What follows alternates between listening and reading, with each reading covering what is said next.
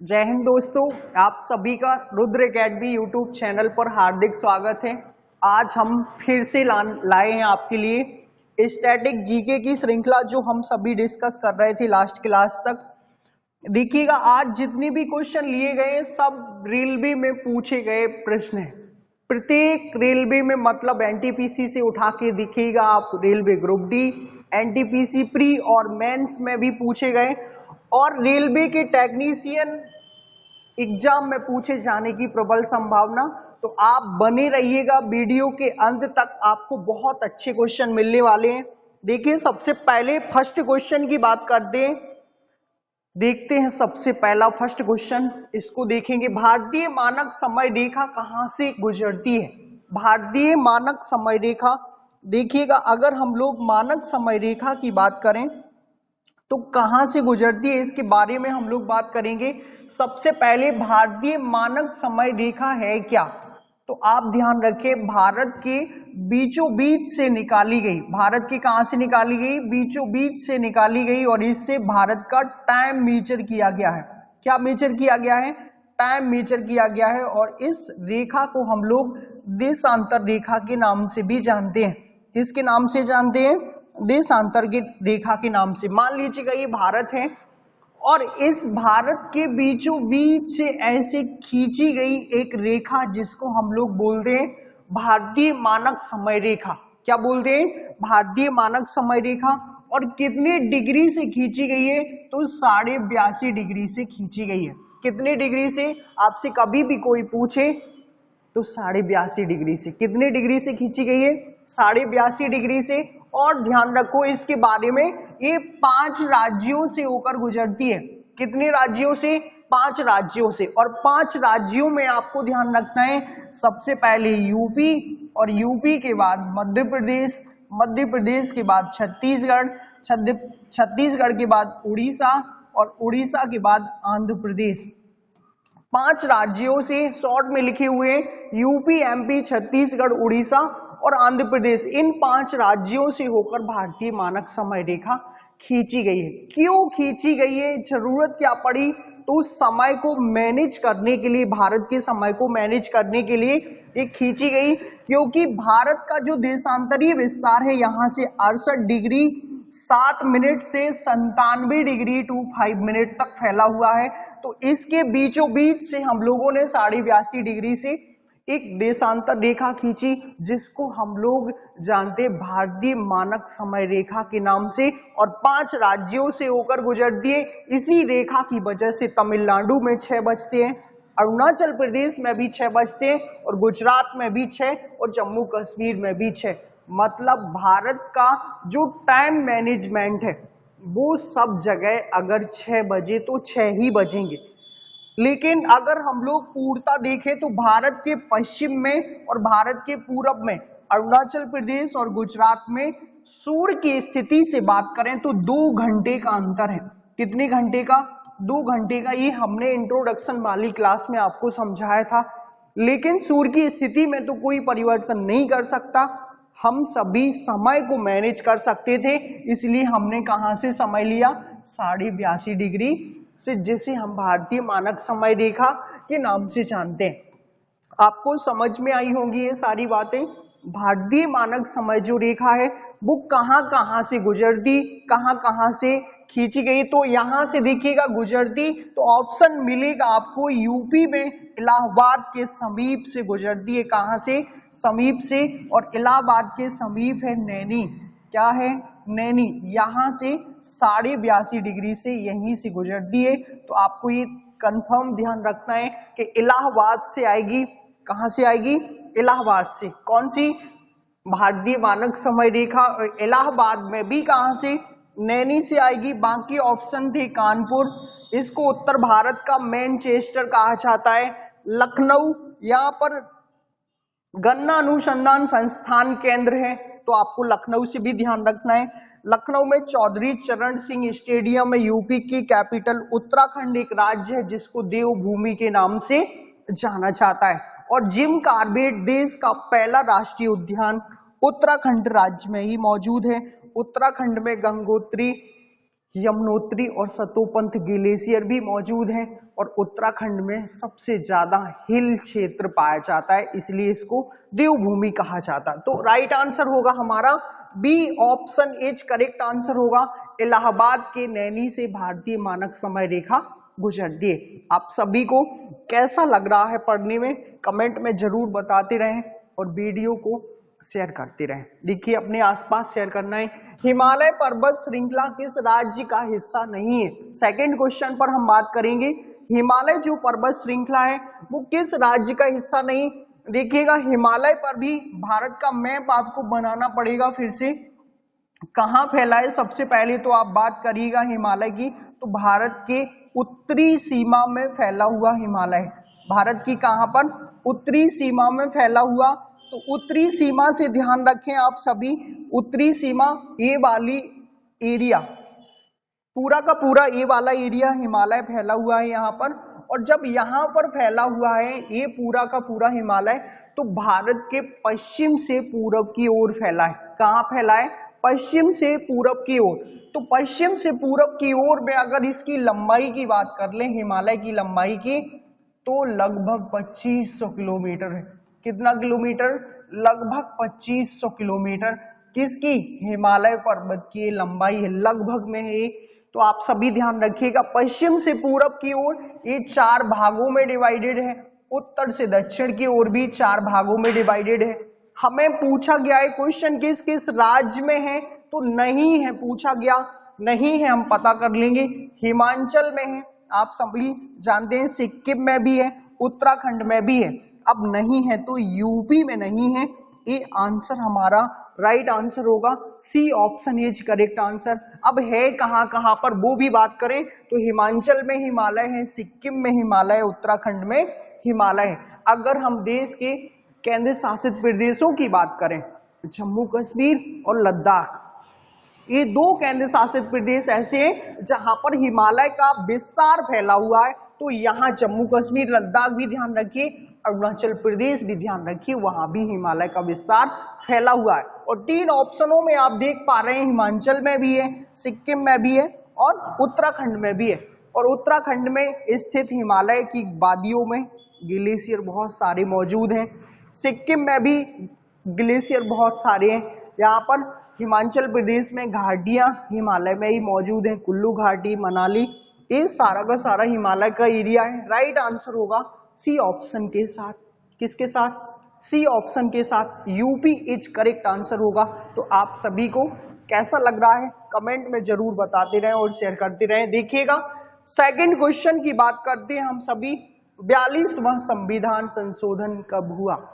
मतलब कब लागू हुआ, ये आपको ध्यान रखना है। कब हुआ? डेट ऑफ बर्थ आपके पास है। 42वां संविधान संशोधन, इसी को कहते हैं मिनी संविधान। क्या कहते हैं? मिनी संविधान। अगर आपसे कभी कोई पूछे कि मिनी संविधान किसे कहते हैं, तो 42वें संविधान संशोधन को कहते हैं। इसमें जोड़े गए 3 वर्ड, एक तो आपको ध्यान रखना है लोकतांत्रिक, पंथ निरपेक्ष जोड़ा गया यहाँ पर, पंथ निरपेक्ष, लोकतांत्रिक हटा दीजिएगा, अखंडता जोड़ा गया, लोकतांत्रिक की जगह अखंडता, अखंडता, पंथ निरपेक्ष और समाजवाद, ये वर्ड जोड़े गए 3 के तीनों इस मिनी संविधान में।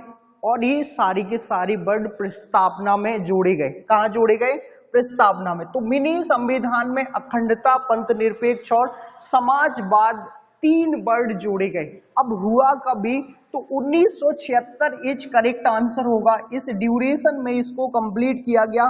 तो आपको 1976 से ध्यान रखना है कि 1976 में हमारा 42वां संविधान संशोधन गठित हुआ, लागू हुआ, जो भी है इसको मिनी संविधान के नाम से जानते हैं। अखंडता, पंथ निरपेक्ष और समाजवाद इसमें वर्ड जोड़े गए हैं। एक और आपको बता देते, कभी कभी 44वां पूछा जाता है कि 44वां संविधान संशोधन कब हुआ? 1978 में हुआ। और 42वां कब हुआ? 42वां पूछा जाए तो 1976 में हुआ। आप 4 और 4 8 तो ये 78 होगा, 4 और 2 6 तो ये 76 से आप ऐसे ध्यान रख सकते हैं। और कई बार परीक्षाओं में 44वां और 42वां पूछा गया है। तो आप सभी राइट आंसर को ध्यान रखिएगा, 1976 में ही ये लागू हुआ। और इसके बाद हम सेकंड क्वेश्चन पर बात करते हैं। अच्छा क्वेश्चन है, किस राज्य के सुंदरवन के प्राकृतिक शहद को जीआई टैग मिला है? किस राज्य के सुंदरवन? तो आपको हमने सुंदरवन के बारे में बहुत कुछ पढ़ाया था। सुंदरवन का डेल्टा आप सभी जानते हैं। सुंदरवन का डेल्टा कहां पर स्थित है? पश्चिम बंगाल राज्य में स्थित है भारत में, प्लस का बांग्लादेश में स्थित है। कहां पर स्थित है? बांग्लादेश। हमारे देश में पश्चिम बंगाल और देश वाइज बात करें तो बांग्लादेश में भी, मतलब 2 देशों में फैला हुआ है, इंडिया और बांग्लादेश में। हमारे यहाँ पर 40% पश्चिम बंगाल में, उनके यहाँ पर 60% फैला हुआ है। एवरेज इसका एरिया 4000 वर्ग किलोमीटर के आसपास, हमारे यहाँ 6000 वर्ग किलोमीटर के आसपास बांग्लादेश में फैला हुआ है। सुंदरी वन यहाँ पर सबसे ज्यादा पाए जाते हैं। कौन से वन? सुंदरी वन। और सुंदरी वन जब ज्यादा मिलते हैं ना, तो सुंदर वन का नाम रख दिया गया, सुंदरी वनों के नाम पर सुंदरबन का डेल्टा। किसका? सुंदरबन का डेल्टा। तो आपको ये ध्यान रखना है, यहाँ के डेल्टा को बहुत पॉपुलर माना गया है प्राकृतिक शहद के लिए। तो ये है किस राज्य में? Paschim Bangal is correct answer होगा। तो हमारा C option is right answer. Sundarban को आप ध्यान रखिएगा, इसमें 102 द्वीप है। सुंदरबन के डेल्टा में कितने द्वीप हैं? 102 द्वीप हैं, जिसमें से 54 द्वीपों पर जनजातियां निवास करती, बाकी के द्वीप अस्तित्व में नहीं है। तो आप इन सभी बातों को ध्यान रखिए और राइट आंसर मारिएगा सुंदरबन के। सुंदरबन कहां पर? पश्चिम बंगाल में। और पश्चिम बंगाल के सुंदरबन को ही शहद के मामले में जीआई टैग मिला है। कौन सा टैग? GI tag. तो आप ये सी ऑप्शन करेक्ट आंसर होगा। अगर हम मिजोरम, यहाँ पर प्रतिशत की दृष्टि से सबसे ज्यादा वन है उड़ीसा, ये तटीय राज्य है। उड़ीसा को ध्यान रखिए, चिल्का झील यहाँ पर है। महाराष्ट्र में लूनार झील यहाँ पर मौजूद है। महाराष्ट्र में थाल घाट और बोर घाट दर्रा है। और महाराष्ट्र में अजंता एलोरा की गुफाएं हैं। तो ऑप्शन वाइज, राज्यों वाइज आपको कुछ अच्छे पॉइंट ध्यान रखने हैं जो कई बार परीक्षाओं में पूछे गए। देखिए सेकंड क्वेश्चन पर बात करते हैं। सेकंड जो क्वेश्चन है, किस राज्य की आदिवासी पोशाक रेशा को जीआई टैग मिला? ये रेशा पोशाक को भी पूछा गया। तो रेशा पोशाक किस राज्य की है, ये पूछा जाता है आपसे सबसे ज्यादा बार। रेशा, कौन सी? रेशा। आप सभी समझ पा रहे होंगे, पोशाक दी गई है। ऑप्शन है हमारे पास त्रिपुरा, पश्चिम बंगाल, मध्य प्रदेश और झारखंड। आदिवासी पूछा गया है। आदिवासियों का राज्य की बात करें हम, आदिवासियों का राज्य कौन सा है? मध्य प्रदेश। कौन सा है? एमपी। एमपी में सबसे अधिक जनजातियां निवास करती हैं। अगर कोई पूछे कि भारत में सबसे अधिक जनजातियां कहाँ निवास करती हैं, तो मध्य प्रदेश में। मध्य प्रदेश की बड़ी जनजाति कौन सी है? भील है। कौन सी? भील। और भील का प्रसिद्ध त्योहार भगोरिया हाट, बहुत बार पढ़ाए हैं आपको। तो ये आपको ध्यान रखना है, मध्य प्रदेश जनजातियों का राज्य है। लेकिन ये पोशाक किसकी है? त्रिपुरा राज्य में मौजूद जनजातियों की है। तो आंसर होगा हमारा ए ऑप्शन के साथ जाएगा। A option is correct answer होगा। देखिए, आदिवासी पोशाक रेशा तो किस राज्य की है? जीआई टैग मिला जिसको? त्रिपुरा की है। पश्चिम बंगाल में भी जनजातियां पाई जाती है। पश्चिम बंगाल को ध्यान रखिए, सुंदरबन का डेल्टा। एमपी यहाँ भी बहुत सारी जनजातियां पाई जाती है, जनजातियों का राज्य है। सबसे बड़ी जनजाति भील है, यहाँ पर गोंड भी पाई जाती है। बहुत सारी जनजातियां पाई जाती है। गोंड के बाद कोल जनजाति भी पाई जाती है, बेंगा भी पाई जाती है मध्य प्रदेश में, भारिया भी पाई जाती है। भारिया बड़ी पॉपुलर है, पातालकोट में निवास करती। सहरिया जनजाति भी पाई जाती है यहीं पर, तो सहरिया को भी आपको ध्यान रखना है। बहुत सारी जनजातियां जो मध्य प्रदेश में है, लगभग कितनी? तो 47 जनजातियों के आसपास एमपी में जनजातियां पाई जाती है। तो आप मध्य प्रदेश से कई सारी जनजातियों को ध्यान रख सकते हैं। भील मध्य प्रदेश में सबसे ज्यादा अलीराजपुर और झाबुआ में निवास करती है। गोंड नर्मदा नदी के दोनों किनारों पर निवास करती है। कोल की बात करें हम लोग तो कोल मध्य प्रदेश के दक्षिण पूर्वी जिलों में निवास करती है। बेंगा भी दक्षिण पूर्वी जिलों में निवास करती है। बेंगा जनजाति के प्रमुख देवता भी पूछा जाता है तो बूढ़ा देव। बेंगा जनजाति के कौन से देवता हैं? बूढ़ा देव। तो आप ये सभी ध्यान रखिएगा। भारिया पातालकोट में निवास कर दिए, सहरिया ग्वालियर क्षेत्र में निवास कर दिए। बहुत सारी मध्य प्रदेश की जनजातियां आप सभी को कंप्लीट पढ़ाया गया है जनजातियों से, तो आप सभी रिवीजन करिएगा। बस ओनली और ओनली प्रैक्टिस, इसी से आपसे सब कुछ बनने वाला है। देखो लास्ट में झारखंड या संथाल जनजाति पाई जाती है और ये ऑप्शन हमारा सही होगा। Tripura is correct answer. रेशा पोशाक किस राज्य की जनजातियों की है? समझ गए आप, त्रिपुरा। सेकंड क्वेश्चन पर बात करते हैं, विश्व हिंदी दिवस कब मनाते? देखिएगा कई बार एग्जाम जब होते हैं तो एग्जामों में कभी कभी एक क्वेश्चन आपको श्योर मिलता है, वो दिवस से होता है। जो आपने ये श्रृंखला आप पूरी कंप्लीट देख पा रहे हैं और श्रृंखला जब कंप्लीट देख पा रहे हैं तो इसमें ऐसे ही क्वेश्चन डाले जाते हैं जो क्वेश्चन कई बार या तो एग्जाम में आ चुके हैं या आने की प्रबल संभावना है। तो ये सभी क्वेश्चन आपके लिए बहुत इंपॉर्टेंट है। आप बस शुरू से अंत तक बने रहिए और वीडियो को शेयर करते रहिए। तो आप देखिए, एक दिवस से क्वेश्चन वनडे एग्जामों में हर बार पूछा जाता है। आपको दिवस पढ़ा दिए गए हैं, बस रिवीजन मारिएगा, प्रैक्टिस कीजिए ज्यादा से ज्यादा। जितना ज्यादा प्रैक्टिस करेंगे उतना आप सिलेक्शन के करीब होंगे। तो जितनी भी हो सके ज्यादा से ज्यादा सिर्फ और सिर्फ प्रैक्टिस पर ध्यान रखना है। ओनली और ओनली प्रैक्टिस। ध्यान रखें इस बात को, क्योंकि जब चीजें लर्न हो जाती है तो वो प्रैक्टिस मांगती है और प्रैक्टिस करने में कोई कमी नहीं रखना है। अंतिम रामबाण उपाय ओनली प्रैक्टिस है। तो ज्यादा से ज्यादा पेपरों को सॉल्व कीजिए, ओल्ड ईयर्स के पेपर सॉल्व कीजिए, इधर उधर के प्रैक्टिस पेपर सॉल्व कीजिए। बस पढ़ते रहिएगा और मस्त रहिए, मगन रहिए। देखिएगा हिंदी विश्व हिंदी दिवस कब मनाते हैं? सबसे पहला ऑप्शन है 10 जनवरी, फिर 15 जनवरी, फिर 12 जनवरी और फिर 25 जनवरी। तो आप ये तो समझ पा रहे होंगे कि जनवरी में ही है। कब है जनवरी में? तो कब है इस पर बात कर लेते हैं। 10 जनवरी को ही मनाया जाता है विश्व हिंदी दिवस। कब मनाते हैं? A option is correct answer होगा। और भी आपको दिवस आपको ध्यान रखना है, ऑप्शन वाइज भी हम चलते हैं। देखिएगा 15 जनवरी को मनाते हैं हम थल सेना दिवस। कौन सा दिवस मनाएंगे? थल सेना दिवस। तो थल सेना दिवस आप अच्छे से कवर कीजिए इसको। 12 जनवरी युवा दिवस मनाते हैं। कौन सा दिवस? युवा दिवस। तो युवा दिवस को ध्यान रखिएगा, स्वामी विवेकानंद के उनके उपलक्ष्य में युवा दिवस भी। इस दिन मनाते हैं हम पर्यटन दिवस। कौन सा दिवस? पर्यटन दिवस। और इसी दिन मतदाता दिवस भी मनाया जाता है। कौन सा? मतदाता दिवस। आप सभी ने वोट दिया होगा और मतदान करें। स्वतंत्र अपने भारत के लिए अभी लोकसभा के मतदान हो भी रहे थे, तो आप सभी ने दिया होगा। मतदाता दिवस कब मनाएंगे?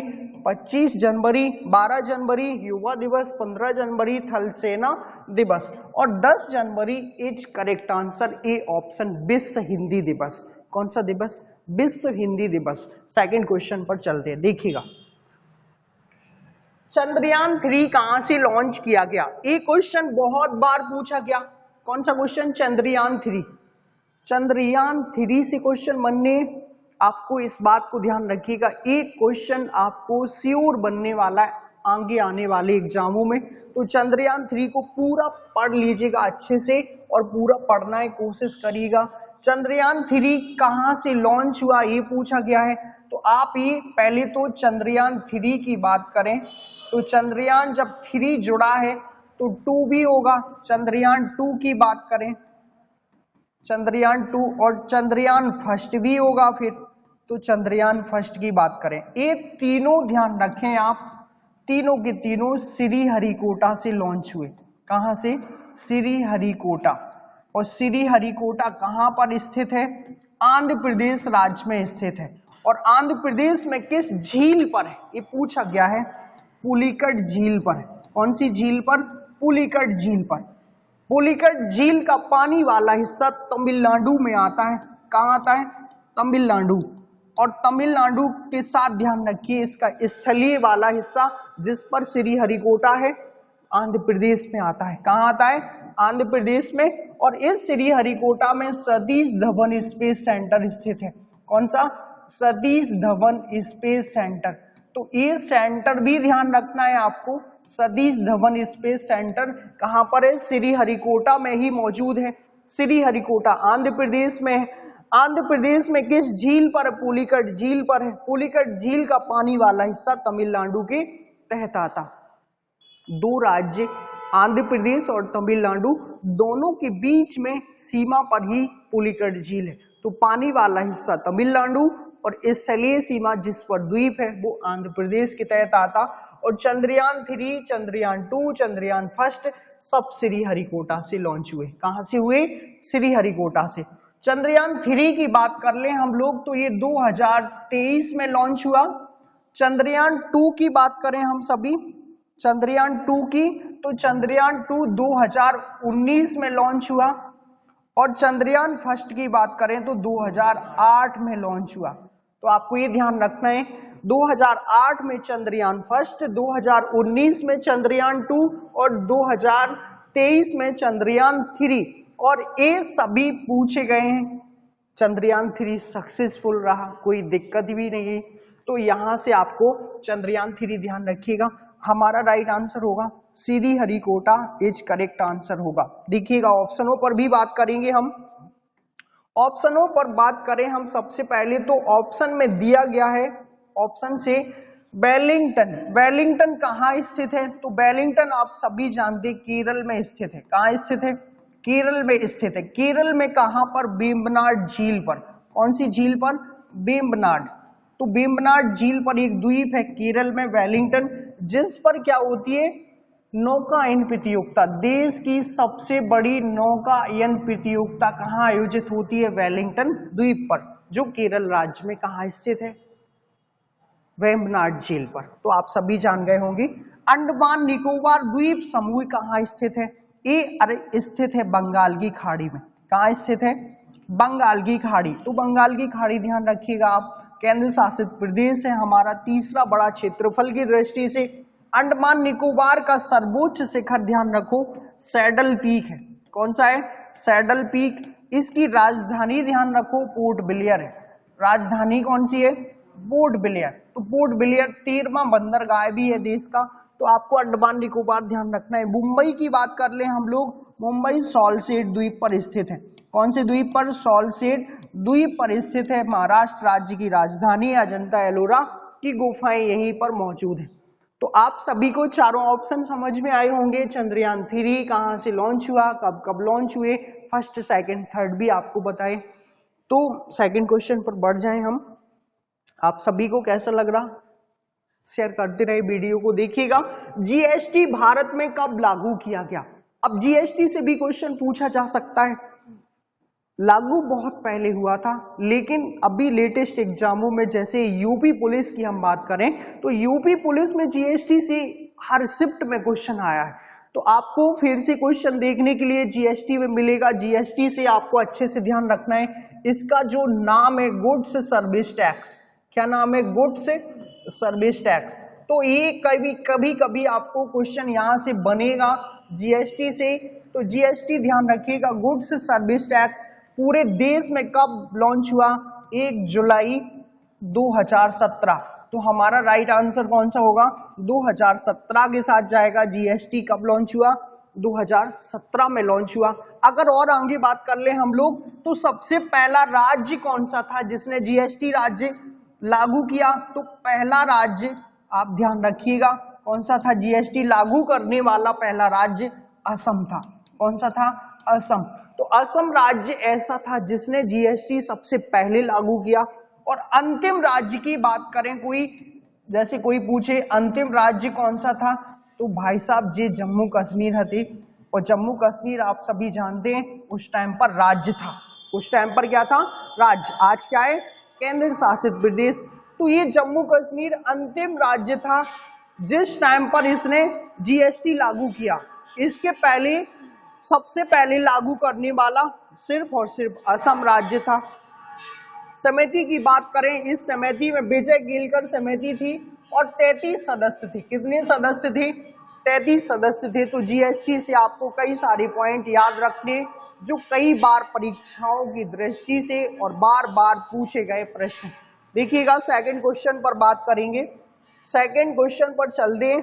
आपको टॉप 50 क्वेश्चन की श्रृंखला थी, आपको टॉप 50 से भी प्लस क्वेश्चन मिलते। बस वीडियो को अंत तक शेयर करते रहिए, अंत तक बने रहें और देखते रहें। पश्चिम से पूरब की ओर हिमालय को कितने भागों में बांटा गया है? कब से कहां तक? पश्चिम से पूरब की ओर।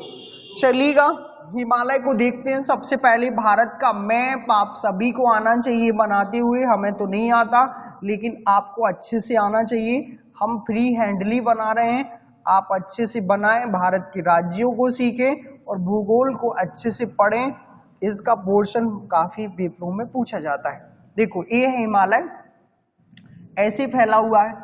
तो इसको अगर पश्चिम से पूरब की ओर बांटे हम तो 4 भागों में, एक ए भाग है, एक बी भाग है, एक सी भाग है, एक डी भाग है। कितने भागों में बांटा गया है? 4 भागों में बांटा गया है। कितने भागों में? 4 भागों में। अगर कभी भी कोई आपसे पूछे कि पश्चिम से पूरब की ओर हिमालय पर्वत को कितने भागों में बांटा गया, तो 4 भागों में बांटा गया।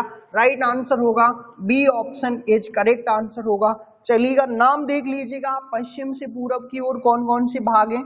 सबसे पहला जो है पंजाब या कश्मीर हिमालय, पंजाब या कश्मीर हिमालय, तो आपको फर्स्ट ध्यान रखना है। सेकंड की बात कर ले हम लोग, कुमायूं हिमालय। कौन सा? कुमायूं हिमालय, ये सेकंड नंबर का है। थर्ड की बात करते हैं, नेपाल हिमालय। कौन सा है? नेपाल हिमालय, तो आप तीसरा भी ध्यान रखिए नेपाल हिमालय। चौथा ध्यान रखिएगा असम हिमालय। कौन सा? असम हिमालय। तो ये 4 भाग हैं पश्चिम से पूरब की ओर फैले हुए। पश्चिम में पंजाब या कश्मीर, फिर कुमायूं हिमालय, फिर नेपाल हिमालय और फिर लास्ट में असम हिमालय। अगर बात करें सबसे छोटे की तो छोटा कुमायूं है, बड़ा की बात करें तो बड़ा नेपाल हिमालय है। अगर पश्चिम से पूरब की ओर बात की जाए सभी हिमालयों में सबसे छोटा तो कुमायूं छोटा और नेपाल हिमालय सबसे बड़ा। टॉप 10 ऊंची चोटियों की बात करें तो नेपाल हिमालय के तहत ही आती है। तो राइट आंसर हमारा B option is correct answer. देखिएगा सेकंड क्वेश्चन पर बढ़ते हैं हम सभी। लोकटक झील किस राज्य में स्थित है? कौन सी झील? लोकटक। पूछी गई है बहुत बार एग्जामों में, झीलों से क्वेश्चन बन जाते हैं। कभी कभी आपको लेगून वाली सारी झीलें रट लेना है, क्योंकि वो झीलें सबसे ज्यादा बार पूछी गई। लेगून बस ध्यान रखिएगा, लेगून मतलब वो झीलें जो समुद्र से टच हैं, उन सभी को लेगून झीलों के नाम से जाना जाता है। और लेगून झील हमेशा और हमेशा खारे पानी की होती है, जिसमें चिल्का, बेमनाड, अष्टमुखी, पुलिकट ये बहुत बार आपसे पूछ ली गई है। देश की सबसे बड़ी झील भी पूछी जाती है जो चिल्का है। अगर मीठे पानी की पूछी जाए तो जम्मू कश्मीर में बूलर। ये सारी झीलें आपको ध्यान रखना है। चलिए ऑप्शन पर बात करते हैं। लोकटक झील कहाँ स्थित है? तो मणिपुर में स्थित है। कहाँ पर स्थित है? मणिपुर। तो आपको ये ध्यान रखना है कि मणिपुर में स्थित है कौन सी झील? लोकटक झील। राइट आंसर होगा हमारा ए ऑप्शन। और पूर्वोत्तर भारत की, पूर्वोत्तर भारत जानते हैं ना आप सभी, ए वाला एरिया जो आपको पहले कभी भारत में हमने समझाया है, इसको हम लोग 7 सिस्टर के नाम से जानते हैं। पूर्वोत्तर भारत ये वाला एरिया, ये सबसे मीठे पानी की झील है। मीठे पानी की झील, मीठे पानी की झील कौन सी? यही लोकटक। अगर कोई पूछे देश में पूर्वोत्तर भारत, इस वाले भारत में 7 राज्य हैं। कितने राज्य हैं? 7 राज्य हैं। और सिक्किम इनका भाई 8वां है। तो आपको ये ध्यान रखना है कि 7 सिस्टर में सबसे मीठे पानी की झील कौन सी है? तो लोकटक है। कौन सी है? लोकटक। सिर्फ और सिर्फ पूरे पूर्वोत्तर भारत में। अगर पूरे भारत की बात कर लें तो फिर भारत में तो कौन सी है भाई साहब? बूलर है। समझ पा रहे ना आप? तो बूलर देश की सबसे बड़ी मीठे पानी की झील, पूर्वोत्तर भारत की सबसे बड़ी मीठे पानी की लोकटक झील, और देश की सबसे अधिक खारे पानी की चिल्का, और स्थलबद्ध झीलों में देश की सबसे अधिक खारे पानी की सागर। सागर, सागर जानते हैं ना आप सभी, कहां पर है साबर, और सावर न जाने फिर तो बात ही अलग है। तो आप सभी जानते हैं राजस्थान राज्य में स्थित है। देखो ऑप्शन ऊपर चलते हैं, राइट आंसर होगा लोकटक झील का मणिपुर। मणिपुर कहाँ होगा, लोकटक झील, ये करेक्ट आंसर है। उत्तराखंड में बात करेंगे उत्तराखंड की झीलों की, तो जिन झीलों में ताल बर्ड आए, कौन सा बर्ड आए, ताल बर्ड, वो सारी उत्तराखंड की। जैसे एग्जाम्पल हम बात करें देवताल, यहीं पर नेकुचिया ताल, देवताल, नेकुचिया ताल, सात ताल, माला ताल, सभी जानते हैं, नैनीताल, बहुत सारे ताल वाले। तो आपको ये कुछ झीलों के नाम ध्यान रखिएगा। उत्तराखंड की झीलें, सिर्फ और सिर्फ हिमाचल प्रदेश में दो झीलें, सूरताल और चंद्रताल, जिनमें ताल बर्ड जुड़ा हुआ है, वो हिमाचल में चली जाती है। लेकिन बाकी की जितनी ताल वाली ज्यादातर हैं वो सारी उत्तराखंड की। तो ज्यादातर झीलों में बाद में आपको बर्ड देखना है ताल, तो वो सारी उत्तराखंड की होगी। जम्मू कश्मीर की झीलों में नाग, नागिन शब्द आता है, और देश में जम्मू कश्मीर की मीठे पानी की बूलर है, कौन सी है, बूलर, और वो जम्मू कश्मीर में ही स्थित है। इस झील से होकर कौन सी नदी निकलती है या गुजरती है वहां से, तो झीलम, कौन सी नदी, झीलम। तो आप ध्यान रखिएगा, ये पाकिस्तान में जाती है, हमारी इंडिया से निकलने के बाद वेरीनाग के समीप, शेषनाग झील के समीप से आती है। राजस्थान की बात करें हम सभी, तो राजस्थान की सभी झीलें खारे पानी की हैं। कौन से पानी की है, खारे पानी की। और ये खारे पानी की होने का रीजन है सिर्फ और सिर्फ यहाँ पर टीट सागर के अवसाद पाए जाते। तो आज भी यहाँ की झीलें सारी कैसी है, खारे पानी की। तो अच्छे से ध्यान रखिएगा। राजस्थान की झीलों में हम बात करें तो सांभर है, कौन सी है, सांभर, सबसे बड़ी झील जहां से 10% लगभग नमक बनाया जाता है, सबसे खारे पानी की झील यहीं पर राजस्थान राज्य में ही। आपको और भी ध्यान रखना है, छोटी छोटी लून कर्नरसर, कौन सी है, लून कर्नरसर, लून कर्नरसर, ये झील भी ध्यान रखना है। पिछोला ध्यान रखना है, कौन सी ध्यान रखना है, पिछोला। तो आपको ये कुछ झीलें राजस्थान की ध्यान रखना है। राजस्थान में जितनी भी झीलें मिलेंगी आपको सारी की सारी नमकीन पानी की मिलेगी। अब राइट आंसर की बात कर लें तो हमारा मणिपुर लोकटक झील से करेक्ट आंसर होगा। आपको झीलों से बहुत सारे इंपॉर्टेंट फैक्ट पता चले, आप ध्यान रखिएगा, रिवीजन कीजिएगा और कंटिन्यू रिवीजन करते रहें, आगे बढ़ते रहें और अपना सिलेक्शन लें जल्दी से जल्दी। देखिए रूप सिंह स्टेडियम कहाँ स्थित है, बहुत अच्छा क्वेश्चन है। कभी कभी एक क्वेश्चन आपसे स्टेडियम से भी पूछा जाता है, और जब स्टेडियम से पूछा जाएगा फिर आपको प्रैक्टिस में होंगे तो बहुत जल्दी कर ले जाएंगे आप। रूप सिंह की बात कर लेते हैं, चलिएगा। रूप सिंह डायरेक्ट आंसर ग्वालियर में स्थित है। कहाँ स्थित है, ग्वालियर में। भोपाल की बात करें तो तात्या टोपे स्टेडियम यहाँ पर है, कौन सा, तात्या टोपे स्टेडियम। ये बहुत बार ये भी पूछा गया भोपाल से, तात्या टोपे को ध्यान रखो। इंदौर से होलकर स्टेडियम को ध्यान रखो, कौन से स्टेडियम को, होलकर स्टेडियम। कोलकाता से ईडन गार्डन, कौन सा, ईडन गार्डन स्टेडियम, ये क्रिकेट का बड़ा स्टेडियम है ईडन गार्डन। और रूप सिंह को ध्यान रखो, अपनी यहाँ से रूप सिंह स्टेडियम ग्वालियर में मौजूद है, भोपाल में तात्या टोपे, इंदौर में होलकर स्टेडियम और कोलकाता में ईडन गार्डन स्टेडियम की श्रृंखला आपको पूरी कंप्लीट हम करवा देंगे आगे अगले वीडियो में। तो सारे स्टेडियम आप लोगों से बनेंगे। अभी 4 स्टेडियमों को ध्यान रखो। रूप सिंह का करेक्ट आंसर ग्वालियर होगा, ग्वालियर में रूप सिंह स्टेडियम मौजूद है। सेकंड क्वेश्चन पर बात करेंगे। देखिए स्वतंत्र भारत की राज्यसभा के सभापति कौन थे।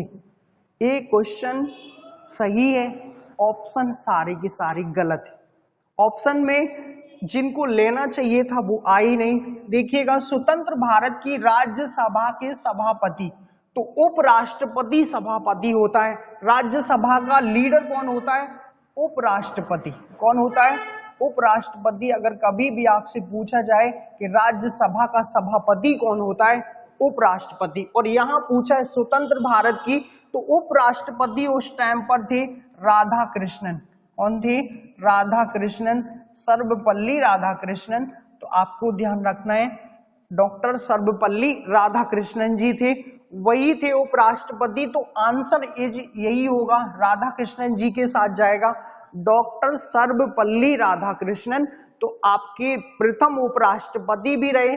उपराष्ट्रपति राज्यसभा का सभापति होता है, तो आपको ये राधाकृष्णन सही आंसर होगा। इसमें ऑप्शन ए भी गलत है, ये सारी गलत है। जवाहरलाल नेहरू देश के प्रथम प्रधानमंत्री हुआ करते थे कभी। राजेंद्र प्रसाद जी देश के प्रथम राष्ट्रपति थे। सरदार वल्लभ भाई पटेल देश के प्रथम गृह मंत्री थे। आपको ये ध्यान रखना है। सुभाष चंद्र बोस ने फॉरवर्ड ब्लॉक की स्थापना की थी। किसकी? फॉरवर्ड ब्लॉक की स्थापना, फॉरवर्ड ब्लॉक, ये ध्यान रखिएगा।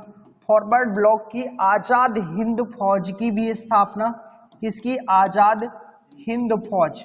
तो ये भी आपको ध्यान रखना है, आजाद हिंद फौज की स्थापना। नेहरू देश के प्रथम पीएम थे। प्रथम क्या थे? पीएम। पीएम मतलब प्रधानमंत्री। ये प्रथम राष्ट्रपति थे। राजेंद्र प्रसाद जी क्या थे? प्रथम राष्ट्रपति। ये आपको ध्यान रखना है। ये प्रथम गृह मंत्री थे। प्रथम क्या थे? गृह मंत्री। और ये प्रथम, आप सभी जानते हैं, प्रथम राज्यसभा के सभापति थे और उपराष्ट्रपति थे। राधाकृष्णन जी प्रथम उपराष्ट्रपति। तो आपको ये सारी पॉइंट ध्यान रखना है। स्वतंत्र भारत की राज्यसभा के सभापति कौन थे? तो राइट आंसर होगा राधाकृष्णन जी थे। कौन थे? राधाकृष्णन जी। आप सभी ध्यान रखिए, doctor Sarvepalli Radhakrishnan. Second option पर बात करते हैं, देखिएगा सेकंड क्वेश्चन की, भारत की प्रथम जनगणना कब हुई? अच्छा क्वेश्चन है। जनगणना से भी बहुत बार क्वेश्चन बने हैं और पूछे जाते। देखिए जनगणना को देख लेते हैं। प्रथम जनगणना 1872 में की गई। कब की गई? राइट आंसर ये ऑप्शन होगा। लेकिन अगर सीक्वेंस वाली पूछे तो 1881 में की गई। कब की गई? 1881। इस जनगणना में कुछ लोग छूट चुके थे, लेकिन 81 में सीक्वेंस मींस क्रमबद्ध जनगणना की गई।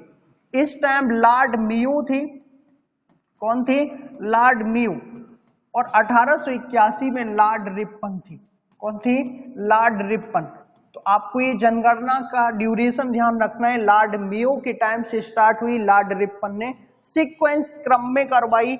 हमारे देश में जो जनगणना है, अगर हम 2011 की जनगणना की बात करें तो देश की 15वीं जनगणना है। देश की कौन सी जनगणना है? 15वीं जनगणना। तो आप ये भी ध्यान रखिएगा, 15वीं जनगणना थी देश की। कौन सी जनगणना? 2011 की। 11 से अभी तक जनगणना कोविड के कारण नहीं हो पाई थी। तो 15वीं जनगणना है। इनके जो लीडर थे प्लाउडेन साहब थे। कौन थे? प्लाउडेन साहब। इनको भी ध्यान रखिएगा। तो इन्होंने जनगणना करवाया। विश्व जनसंख्या दिवस 11 जुलाई को मनाते हैं। तो आपको जनगणना से ये पॉइंट भी ध्यान रखना है कि जनगणना में विश्व जनसंख्या दिवस 11 जुलाई। अभी हमारे देश में 2011 की जनगणना हुई, जो देश की 15वीं जनगणना थी। और प्लाउडेन साहब थे। 1881 में सीक्वेंस वाली हुई, 1872 में स्टार्टिंग हुई। तो आपको A option is correct answer ध्यान रखना है। जनगणना की दृष्टि से क्षेत्रफल में सबसे बड़ा राज्य कौन सा था? राजस्थान। बहुत सारे डाटा निकले थे। क्षेत्रफल में छोटा राज्य गोवा। तो आप ये सारा कुछ ध्यान रखिए। भारत की जनगणना में सब कुछ, कहाँ जनसंख्या ज्यादा है, कहाँ जनसंख्या कम है, ये सारा डाटा निकाला जाता है। लिंगानुपात निकाला जाता है। क्षेत्रफल की दृष्टि से राज्य निकाले जाते हैं। फिर राज्यों की जनगणना की जाती है, उनमें भी पूरा डाटा निकाला जाता है। साक्षरता निकाली जाती है। ये सारा कुछ निकाला जाता है। तो आप ध्यान रखें, राइट आंसर ए ऑप्शन के साथ जाएगा। चलिए लास्ट क्वेश्चन है इस श्रृंखला का। भारत की कितनी राज्य की सीमा समुद्र से लगती है? भारत के कितनी राज्य समुद्री सीमा से लगते हैं? कितने राज्य? ऐसे ध्यान रखिएगा। भारत के कितने राज्य समुद्री सीमा से लगते हैं? तो आप सभी जानते हैं भारतीय मैप को समुद्र से लगने वाले कितने राज्य होंगे, चलिएगा हम कवर करते हैं आज। बाकी कोई भी राज्य समुद्र से नहीं लगेगा, तो ये आपको आना चाहिए और मैप बनाना सीखो और प्रैक्टिस करना सीखो कंटिन्यू, तो आपसे भी आएगा। देखो यहाँ पर उल्टा बन गया थोड़ी सा, कोई दिक्कत नहीं, समझने के हिसाब से ठीक है। भारत के ए वाले सारी के सारी राज्य, अगर हम बात करें यहां से लेकर के यहां तक के पूरे राज्य समुद्र से लगते हैं। किससे लगते हैं? समुद्र से लगते हैं। अब यहां पर कितने राज्य हैं? तो 9 राज्य हैं। सबसे पहले तो ये गुजरात है, यहां पर ये गुजराती है। गुजरात के बाद महाराष्ट्र है, महाराष्ट्र के बाद गोवा है, गोवा के बाद कर्नाटक है, कर्नाटक के बाद केरल है, केरल के बाद तमिलनाडु है, फिर आंध्र प्रदेश है और उड़ीसा है, उड़ीसा के बाद पश्चिम बंगाल है। ये भारत के कितने राज्य हैं? 9 राज्य हैं जो समुद्र से सीमा सटाते हैं। किससे? समुद्र से। तो राइट आंसर कितना होगा? C option is correct answer होगा। अब 9 राज्यों में सबसे अधिक सीमा, 9 राज्यों में सबसे अधिक सीमा, समझ पा रहे होंगे आप, अधिक सीमा किसकी लगेगी? गुजरात राज्य की। किसकी? गुजरात राज्य की। और सबसे कम सीमा अगर पूछ लिया जाए, सबसे कम सीमा तो किसकी लगेगी? गोवा राज्य की। कौन सी राज्य की? गोवा। तो आपको कभी कभी समुद्री सीमा में पूछा जाए कि समुद्र में सबसे ज्यादा सीमा किसकी लगती है? गुजरात की। और सबसे कम किसकी लगती है? गोवा की। और टोटल कितनी लगती है 9 राज्यों की? तो भाई साहब 6100 किलोमीटर लगती है। कितना किलोमीटर? 6100 किलोमीटर। अगर हम लोग भारत के केंद्र शासित प्रदेशों को मिला देते हैं तो फिर हो जाती है 7516.6 किलोमीटर। तो आप ये ध्यान रखिएगा जब हम इसमें केंद्र शासित प्रदेशों को जोड़ते हैं, वैसे राज्यों की तो 6100 किलोमीटर समुद्र से बाउंड्री टच होती है। तो आप ये समझ पा रहे होंगे कितने राज्यों की लगेगी। राइट आंसर होगा सी ऑप्शन। आप सभी को इस श्रृंखला कैसी लगी, और अगर बिल्कुल समझ में आई है तो शेयर जरूर करें। देखिए आप लोगों को ऐसे क्वेश्चन बहुत सारे मिलते रहेंगे, बस प्रैक्टिस करते रहें। आपका वनडे एग्जाम क्वालिफाई करवाने की गारंटी, बस रूटीन में रहें, प्रैक्टिस करते रहें और कंटिन्यू पढ़ें। ज़्यादा से ज़्यादा प्रैक्टिस करने की कोशिश करें। जो पढ़ के कंप्लीट कर लिए कोर्स वो भी प्रैक्टिस करें, क्योंकि ना करने से चीज़ें गायब होने लगती है। तो ज़्यादा से ज़्यादा प्रैक्टिस करना है, और प्रैक्टिस ही रामबाण उपाय है जो आपको अंतिम लक्ष्य तक ले जाएगा। तो हम सभी कंटिन्यू प्रैक्टिस करेंगे। अगले वीडियो में फिर से मिलेंगे। Thank you friends. आप सभी मस्त रहिएगा और मगन रहिए, बस पढ़ते रहिएगा, क्योंकि पढ़ने से ही सब कुछ उद्धार होने वाला है। शिक्षा ही आपको उच्च शिखर तक ले जाने वाली है। Thank you. हम आप सभी से अगले वीडियो में डिस्कस करते हैं।